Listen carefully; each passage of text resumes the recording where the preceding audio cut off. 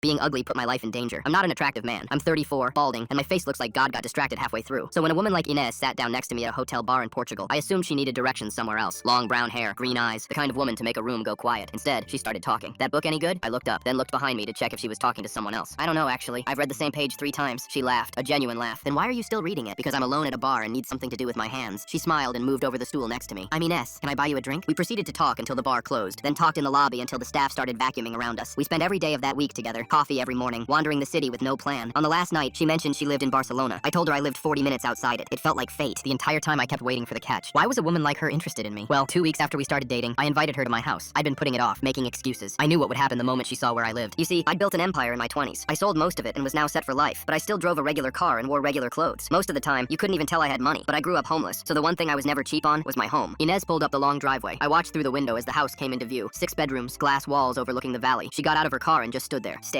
You're rich, she said, laughing. Like really rich. Yeah, I answered awkwardly. Why didn't you tell me? Because I wanted to know if you'd still like me without knowing. She walked over and put her hands on my face. I like you because you're the nerdy guy reading alone at a bar. The house doesn't change anything. Then she kissed me. I showed her around, and the entire time she kept telling me how none of this is important to her. It almost seemed like she was trying to convince me. Then 3 days later, she showed up at my door sobbing, mascara running. She could barely get her words out. Her brother back in Sinaloa had gotten involved with a cartel. He borrowed money he couldn't repay and disappeared. So now, the cartel were threatening the rest of her family. How much does he owe? I asked her. 3 million. My heart dropped. She opened her phone, showed me photos of her parents' house with a skull spray painted on the door, a news article about her cousin getting beheaded, texts with surveillance photos of her family being watched. This was real. The cartel were coming after her family. I told her I needed time to think. For 2 days straight, she called constantly, crying, panicking, telling me the cartel had been spotted outside her sister's school. I couldn't sleep, couldn't eat. 3 million. I had it. I could make it go away. Then Thursday night, she came over, but something was different now. There's something else, she said, her voice cold. I already told them about you. The cartel have your name, your address. If you don't pay by tomorrow, they're not just coming for my family. They're coming for you too. I stared at her. The tears from 2 days ago. The panic. All of it suddenly looked like a performance. The pieces in my head all clicked at once. You knew who I was before Portugal, I said slowly. Before the bar. This whole thing was planned. Her face changed. The warmth switched off like a light. You were easy, rich, lonely. So desperate to believe a woman like me could actually want a man like you. She picked up her bag. 3 million. Tomorrow morning, or they come for both of us. Then she walked out. I sat alone for a long time after she left, but I wasn't worried. You see, I realized when I was younger that when you have money, people try to take it. So years ago, I hired someone to make sure I'd never be an easy target. I picked up my phone. Declan, I need you. Declan ran private security for me. I told him everything. Then I sent him every photo, article, and text message Inez showed me. An hour later, he called back. There's no cartel. What? The house photos she sent? Stock images? The news article? 6 years old. The texts? Spoofed from a burner app. The evidence is fake. I paused. What do I do? You agree to pay. Set up a meeting and let me handle the rest. Friday morning, I texted Inez. Told her I had the money. She sent me a location. I showed up with a duffel bag alone, or at least I looked alone. Inez was waiting with 2 of her cousins. You brought it? She asked, her voice icy. I held up the bag. She smiled. That same smile from Portugal. She started reaching for it. That's when the doors burst open. Declan's team came from 3 directions. 4 Mossos de Squadra officers right behind them. Inez San Baston. You're under arrest for extortion, fraud, and criminal conspiracy. She looked at me, her eyes full of hate. You're pathetic. Probably, I said, but not stupid. They cuffed her. As they dragged her toward the police car, she screamed over her shoulder. No one is ever going to love you. Look at yourself. I didn't answer.